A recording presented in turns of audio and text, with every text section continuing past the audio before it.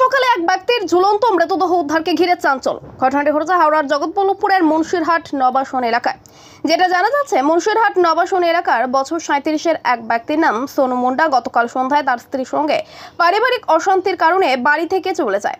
গতকাল রাতে পরিবারের লোকজন ওই ব্যক্তিকে অনেক খোঁজাখুঁজি করার পরও না পাওয়ায় বাড়ি ফিরে যান এবং আজ সকালে বাড়ির পাশে একটি বাগানে ওই ব্যক্তিকে ঝুলন্ত অবস্থায় দেখতে পায় স্থানীয় বাসিন্দারা।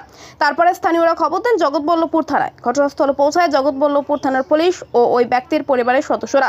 ওই ব্যক্তিকে উদ্ধার করে চিকিৎসার জন্য জগৎবল্লভপুর গ্রামীণ হাসপাতালে নিয়ে যায়। সেখানে কর্মরত চিকিৎসক ওই ব্যক্তিকে মৃত বলে ঘোষণা করেন। ইতিমধ্যেই ওই দেহটি ময়নাতদন্তের জন্য পাঠায় জগৎবল্লভপুর থানার পুলিশ। দেখুন সেই ভিডিও হেডলাইন্স টুডের পর্দায়।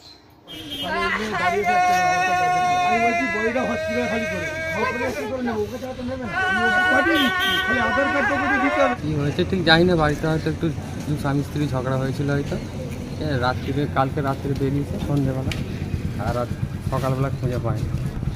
কাছ থেকে আমায় ফোন করলো যে এরকম গলায় দড়ি দিয়েছে, চলে আসুন।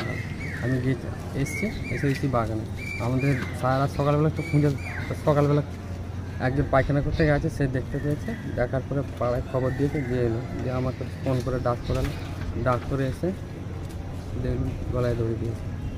খুলে খালি নিয়ে এখানে নিয়ে এলাম। না আচ্ছা, এখন বডিটা কোথায় আছে? এখন এই থানায়, এই হসপিটালে নিয়ে। পোস্টমর্টম হবে? হ্যাঁ। কে হয় আপনার? দাদা। আপনার দাদা কি নাম ওনার? সোনু। পুরো নামটা বলুন। সোনু মুন্ডা। আপনার নাম? আমার নাম রাজু মুন্ডা। আপনাদের বাড়ি কোথায়? নবাসন। নবাসন। কটার সময় দেখলেন যে গলা দড়ি দিয়ে ঝুলছে? সকালবেলা সব খবর দিয়েছে, সকালবেলা পেয়েছে লাশ ঝুলছে। কাল থেকে বাড়িতে ছিল না? না। জন্য মারা গেছে? কি ভাববো, আমি তো কিছু ভাবারই নেই।